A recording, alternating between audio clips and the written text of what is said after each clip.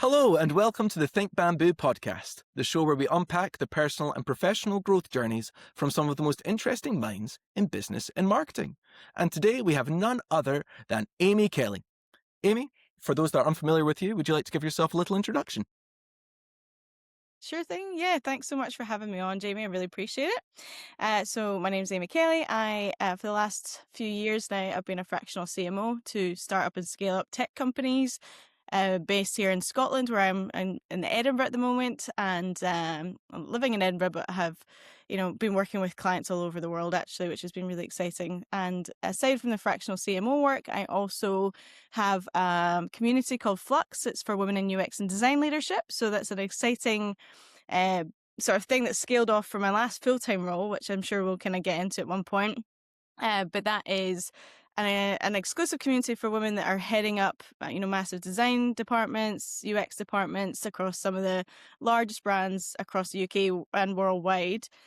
So that's an exciting thing as well that we've got. And I also have a podcast as well called the Tech Podcast, where I'm really passionate about showcasing all of the amazing talent that we have here in Scotland, the founders that are building tech companies here in Scotland. And there's quite a few other things, but I feel like whenever I list them all out, I just sound like an absolute crazy person. So I'll stop there. It's such a Scottish thing, I find, when it's like, because I've asked people at the beginning of like, hey, do an intro for yourself, and you see them just go, oh, or Yeah, inside just going, oh, like a don't make list, me. isn't it? Yeah, like, all right, Feels okay, like a here bit we of a go. list. Yeah. But And yeah, I'm from the west coast of Scotland. Born and raised on the west coast. Went to Glasgow University, studied business French. I've lived in New York, Paris, London. Worked for massive tech companies, Google, Meta. I've worked for ITV. I've worked for user testing, scaling tech company, which I'm sure we'll talk about. Yeah, so like it's been in marketing for 15 plus years, and I've done some bizarre jobs, some great jobs, and everything in between. well, let's just jump straight into that there, because you mentioned there about like your last like full-time role at user testing. For anyone who hasn't heard of user testing, it kind of like does what it says on the tin. If you haven't known, it's what they do. But it's a phenomenal tool. It's a phenomenal company. We've used them at Think Bamboo, and it's like it leveled us up. I was a huge fan of it. But you've also done contracting work that you said like for Meta. My question for you is this: you've had like really notable high net worth companies. You've traded that for fractional CMO and freelance work. What was the either series of moments or realization where you said, actually, yeah, I'm happy to trade this for fractional CMO life? Can you talk me through that? I mean, I can. It was just one moment, and it wasn't really my decision too much. Like it was, I was made redundant. Like I was a user test for 3 years, and had done a great job there. I'd helped scale the EMEA business about 800%, and we were growing, and we were doing amazing things. But there was a whole. I mean, user testing has now paired up with User Zoom. It's been bought by an equity company. Like so much has changed there. So I was the first person to be let go in EMEA, and then there was a huge amount of redundancies after that. But genuinely, and then I'm still in great terms with everyone. User testing. User testing are her headline sponsor for Flux, and I have still fantastic relationships with everyone there. We left it on a really good note.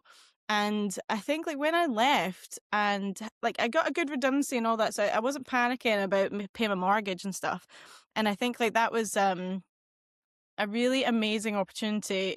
I do think that redundancy is an incredible opportunity, because if you do get given something where you have a moment to pause and seriously think, what do I want to do in my life?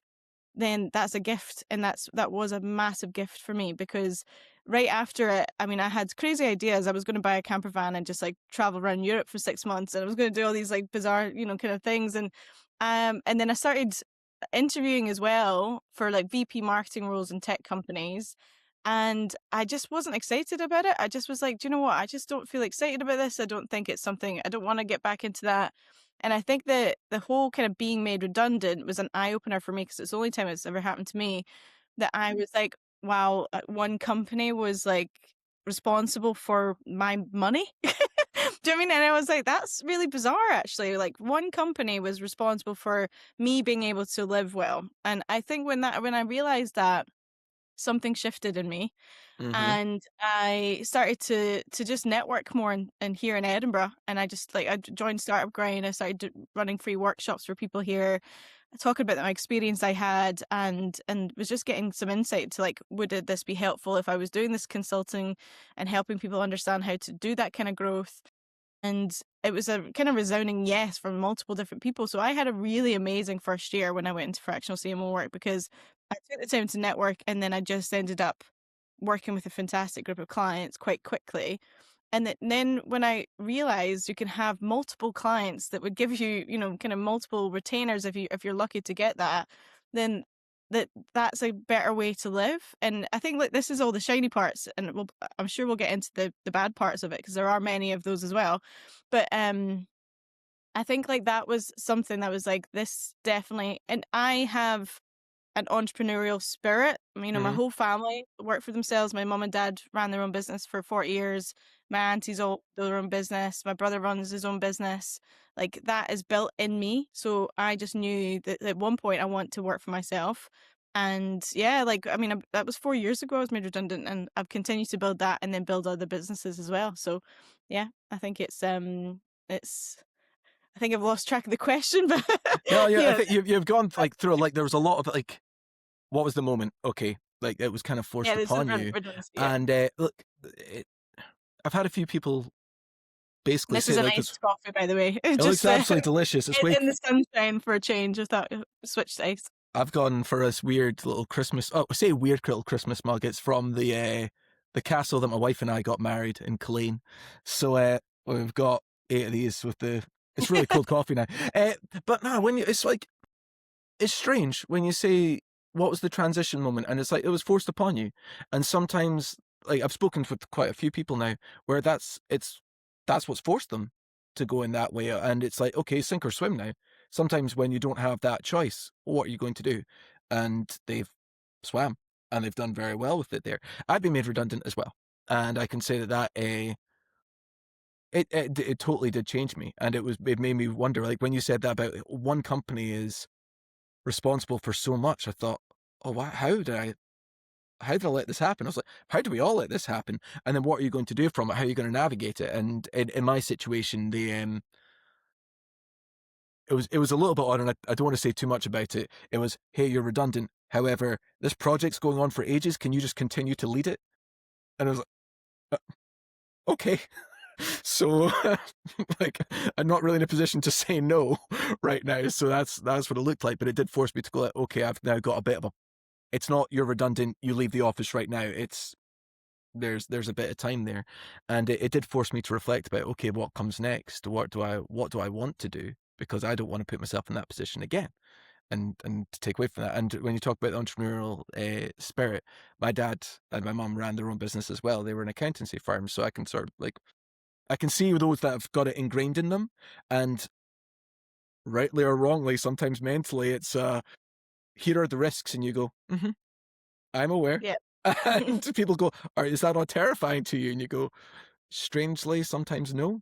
Although, yeah, but I'm more comfortable with it.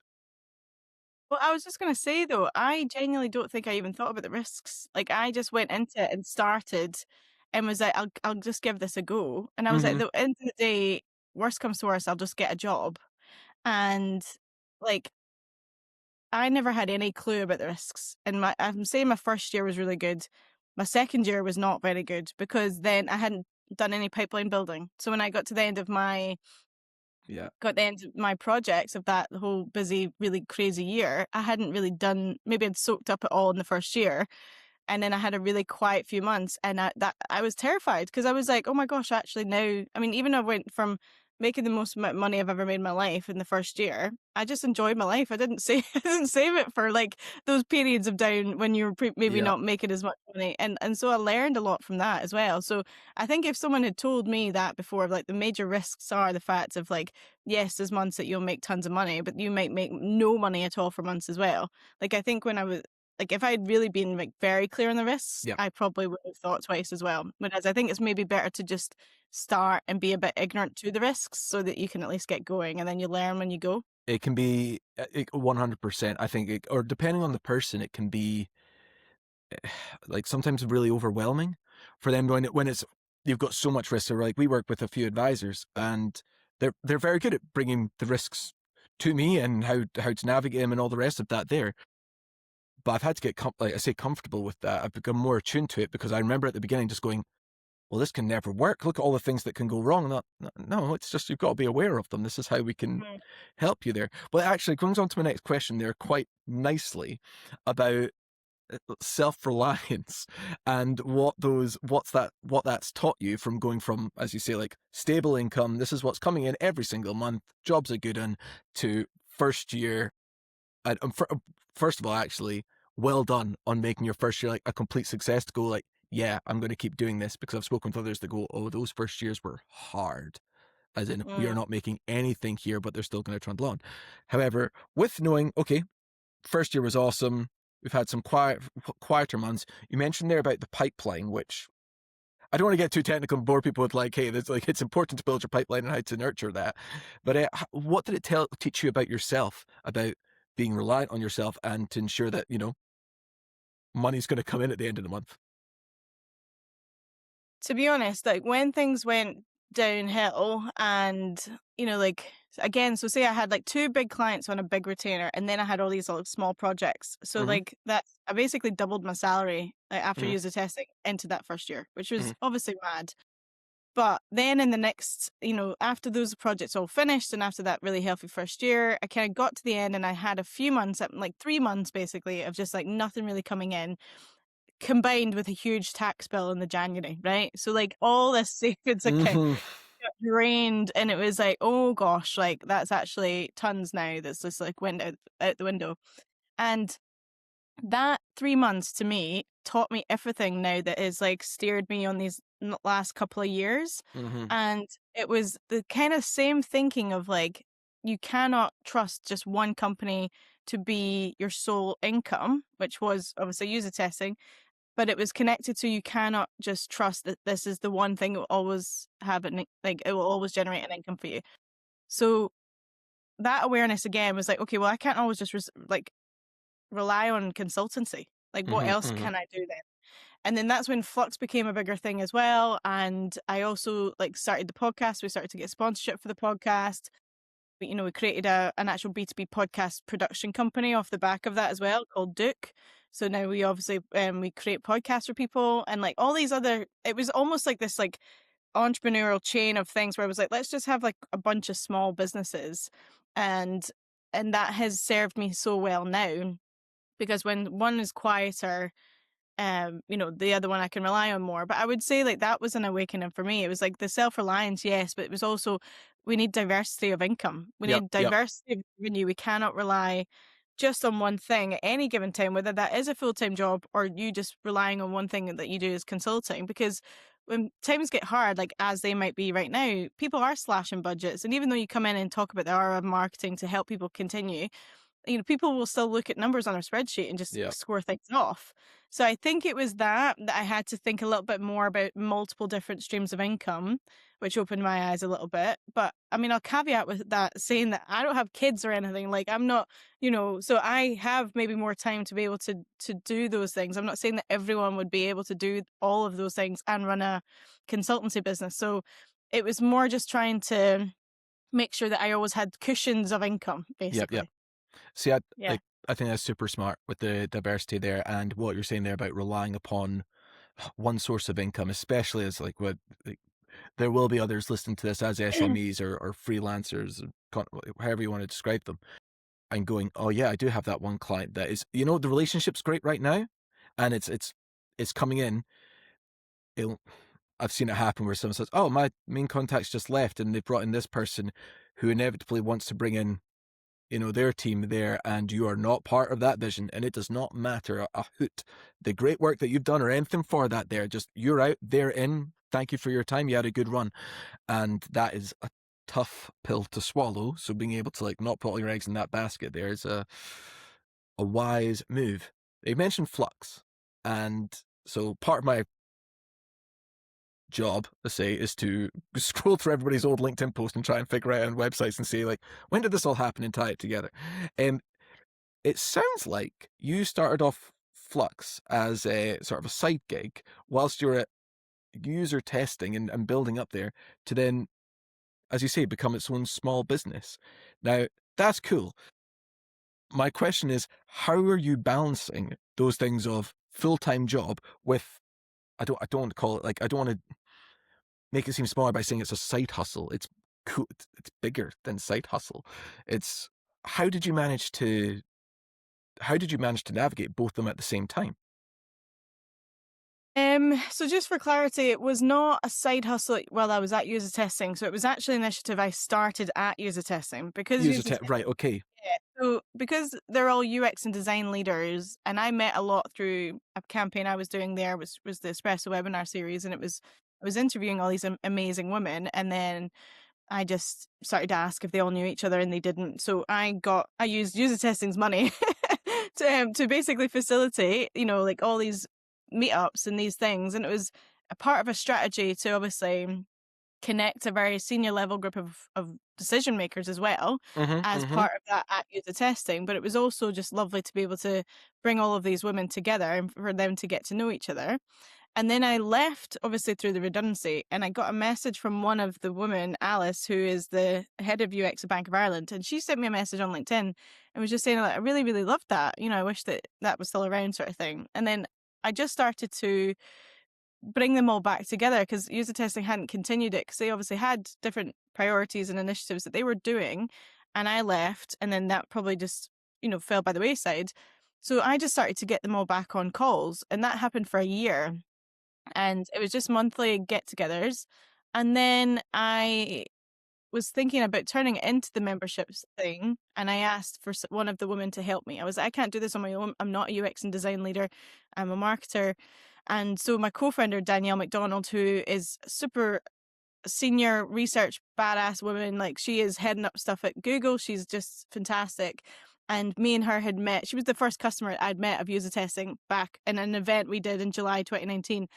And we just got on really well from then on. She was my first guest on the Espresso series, and then now she's my co-founder of Flux.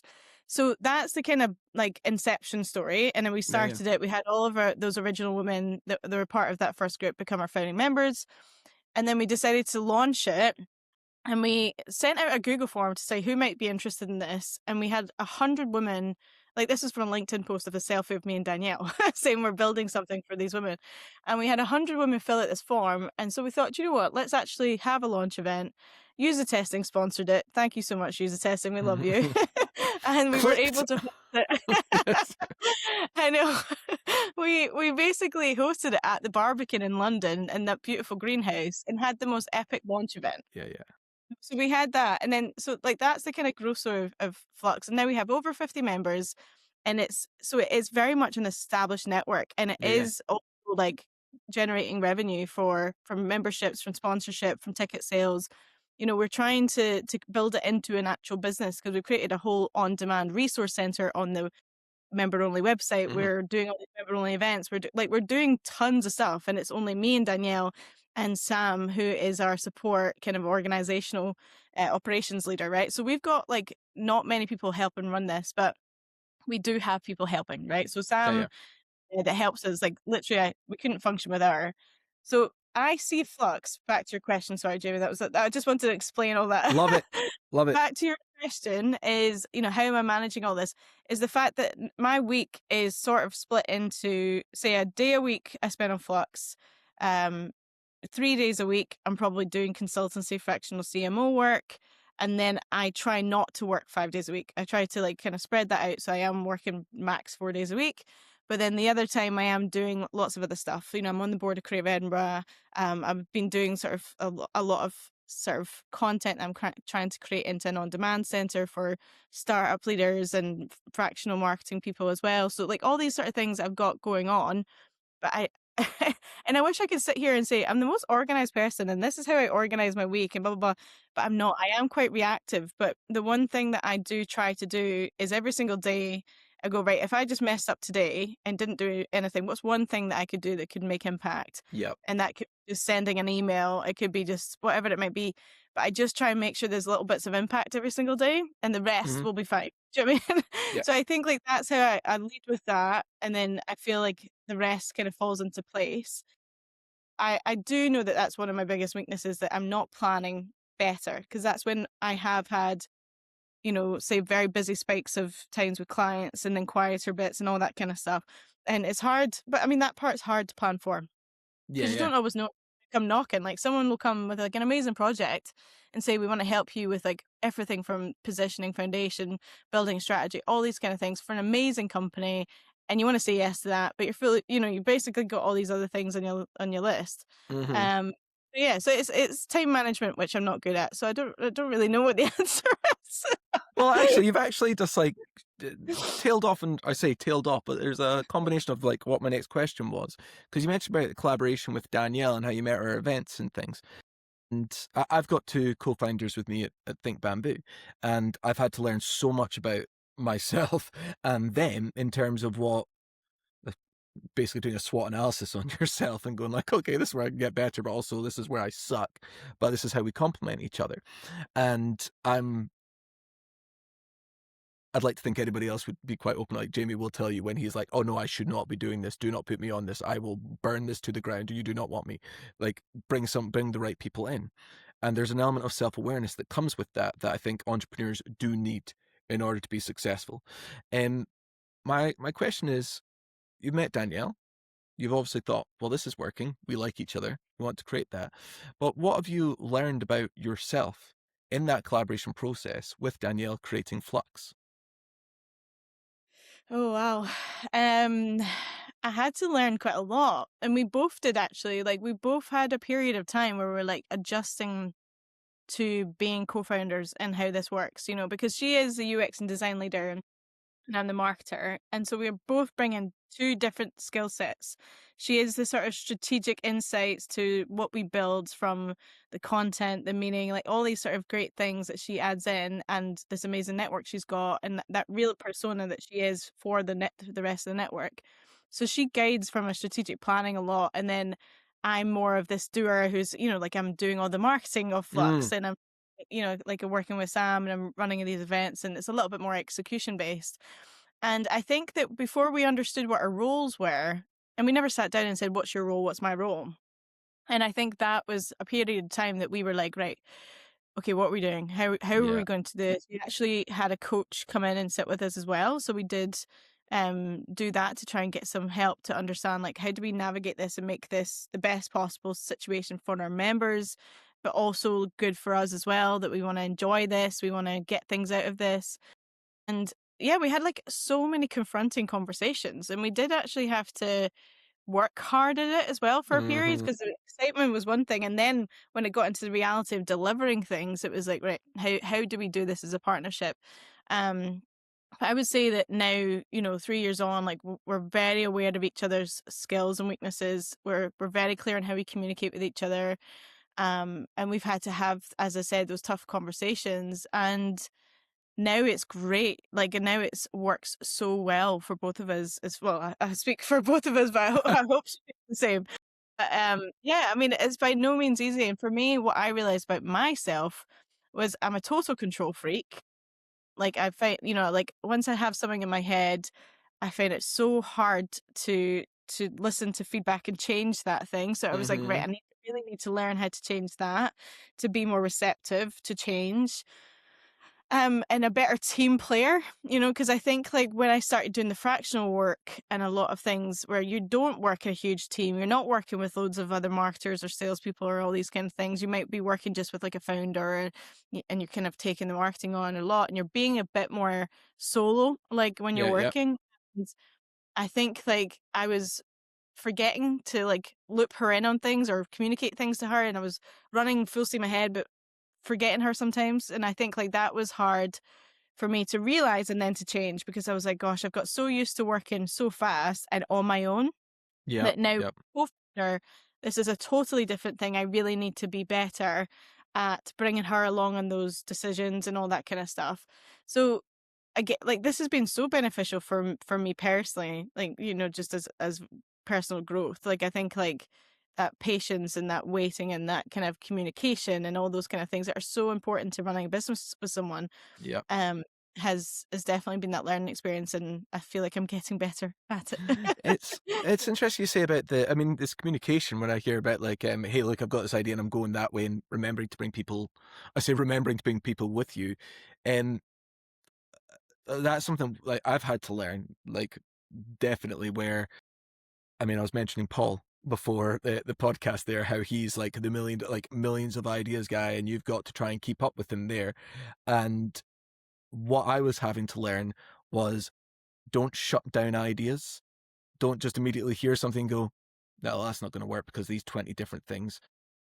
And it's go, oh, well, that's just killed the energy in the room. And I've gone, oh, well, that wasn't helpful at all. What I'll do is I will listen, like absolutely listen, mentally filter out. This is all the things that I don't think's been, I can see maybe it's not been taken into consideration, and then come back with, okay, we can do this if these things happen.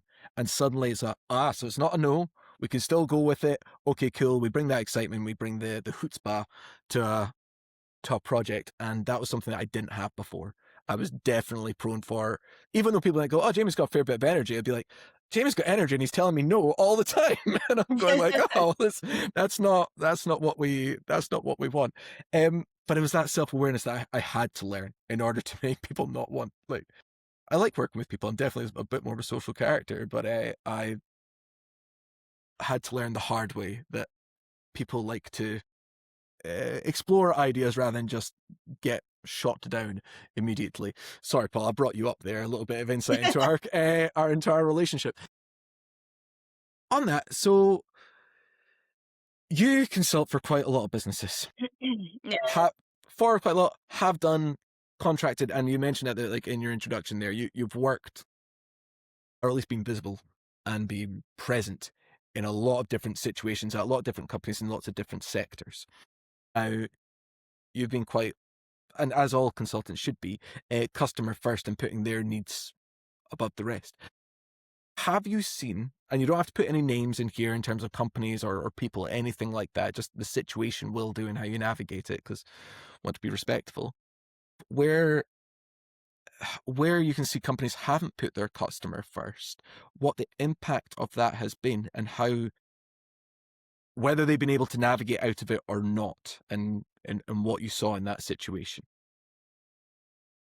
Yeah, I mean, the reality is that you see it all the time. Like it's sort of, I sort of do a tough love audit as my initial way of working with someone, and a lot of that will be like, your content's quite kind of selfish and self-centered, and you're not positioning yourself for the customer, you're positioning yourself for yourself. And I've had conversations like that so many times, with clients that I'm now still working with, and still, we have great relationships, but up front I've had to look at what they've created. So let's take positioning for an example, right? Like positioning is like the core foundation to anything that will work in your marketing. And if you do not have that right, then no one will be able to understand what you do and care about what you do. So for that perspective, I've walked into places and they've said, we just don't know what's really working. We don't seem to be getting things across the line. We're getting people kind of come to the website and bouncing right back off. And I'm like, I can tell you why in 2 seconds flat, because you're just talking about yourself and you're not actually speaking to the customer and what matters most to them. Like I saw this rant the other day on Instagram about this customer complained, and I'm going to sort of rant off but it's Go a for it. good example. So it was like a bar had complained that this guy had, like, customer had complained, saying, they were taking ages for their drink, but they kept going on and on and on about how they chop their own ice or something like that. And then it was on I don't know if it was on a Google review or something, but Mm. it went viral because he was like talking about the fact that it was, this is a special way that we create the ice, blah, blah, blah, blah, blah, blah. And the guy was like, I just want to drink my drink. I don't care. Like, I want ice in my Mm-hmm. drink. But they were making such a big deal about how they get special ice in and then carve this special ice and all. And I was like, people just want to drink their drink. Like people just want Yeah. to get to their destination. People just need to do the job they need to be getting done. And can you help them with that or not? And I think like that's where most businesses go wrong because they are being self-centered and saying, and a lot of time it could come from like, I've worked with so many founders that have had a great idea, but it's been their idea that they've just had a light bulb moment and they've went hell for leather and they've probably got so into the weeds of it and see it just as how incredible their baby is that they're Yeah. not willing to actually understand anything out with that and the customers how yes, it's a great product you've got, but you're just part of that tiny part of their day. You're not really like part of their entire week or month or whatever. Like you're just slotting into place in that one specific area. And so like it's the impact of that is the fact that you're not going to get the customers you want to get. You're not going to be able to grow customers. You're not going to be able to keep customers because you are too focused on your product, your features, all these kind of things, and you're not speaking the language of customers. You're not necessarily getting them to go, "Oh yeah, this is a great business for me." And that's one question I'll ask clients all the time. It's like, do you feel that a customer of yours will get onto your website and go, "This is what I've been looking for. This is 100% what I've been looking for. They totally understand who I am, what I need."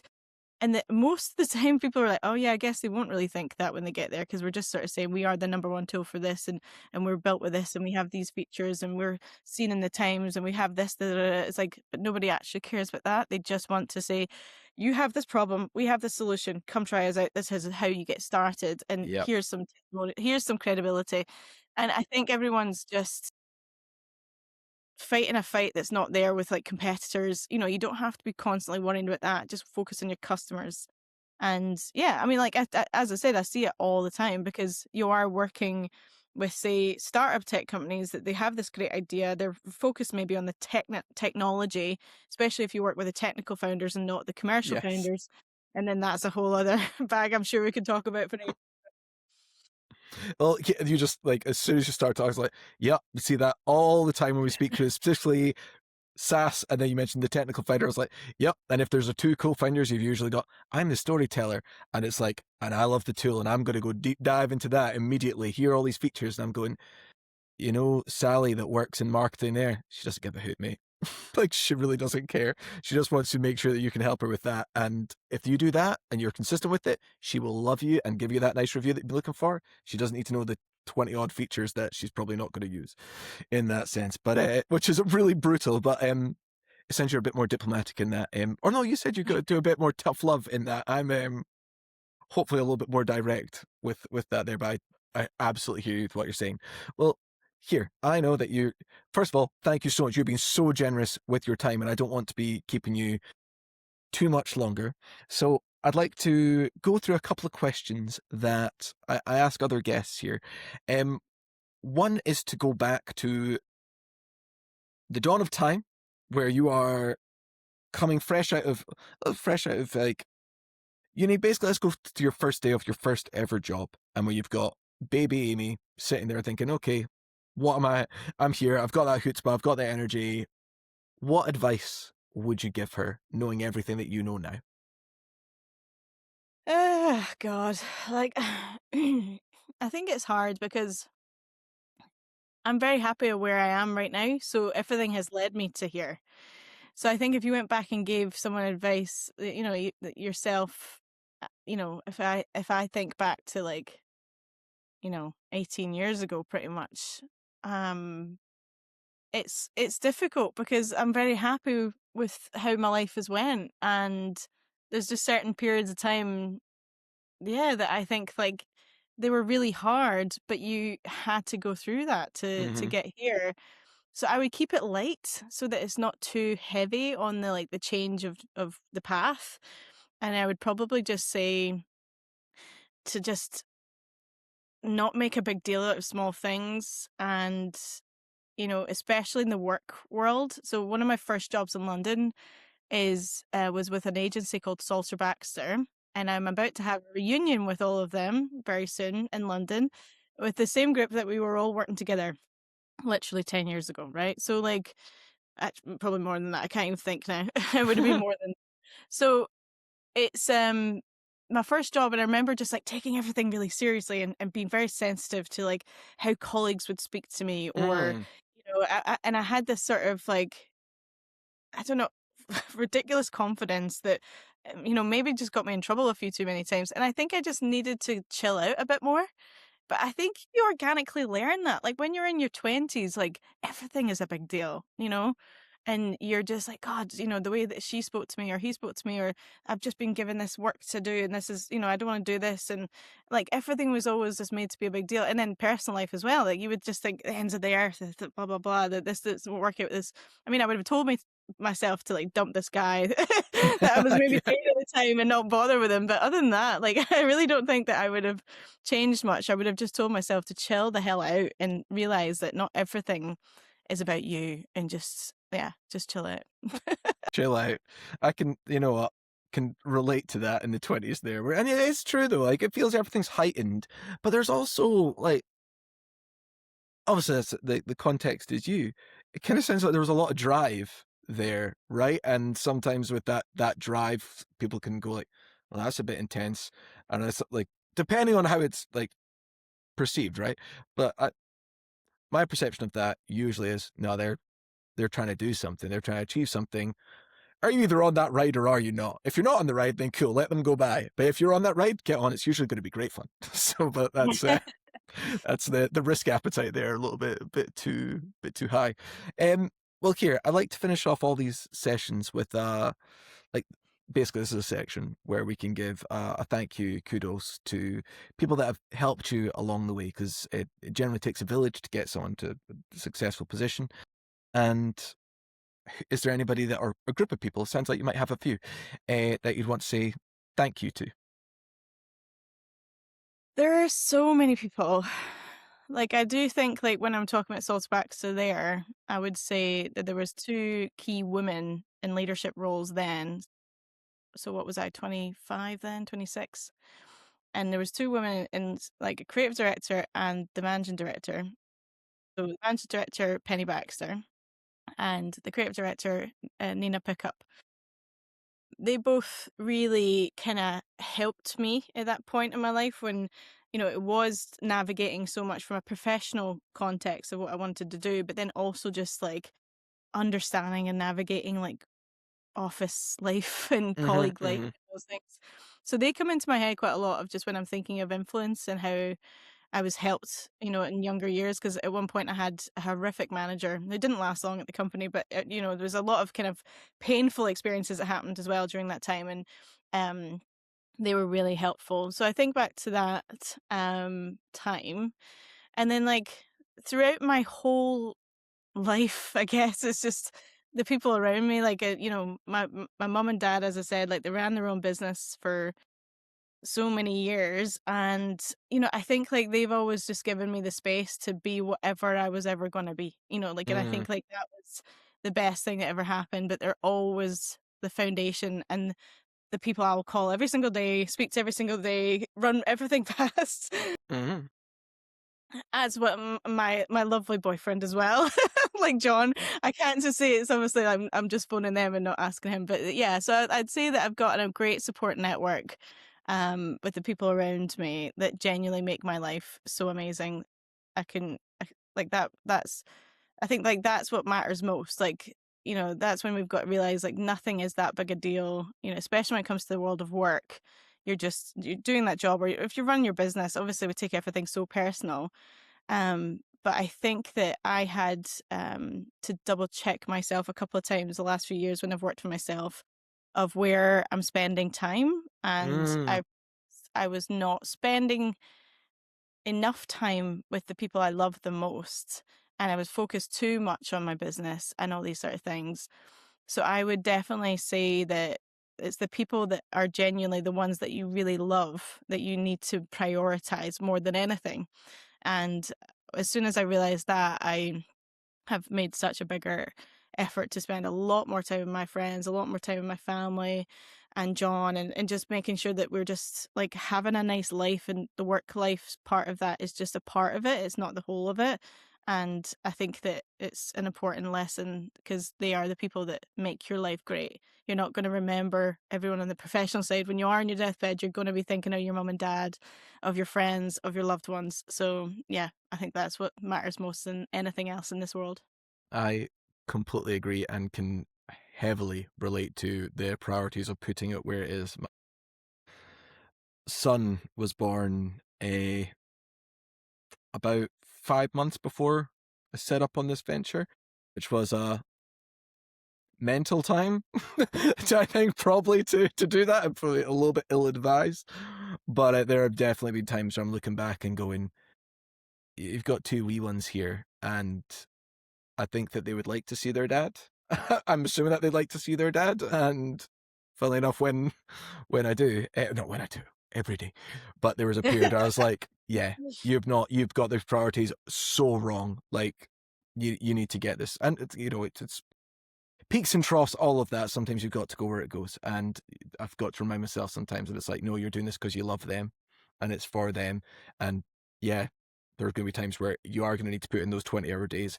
They do exist, and it's just like you've just got to do that in order to make it better for them going on. Well, here, Amy, thank you so much for your time. I am like so grateful for it.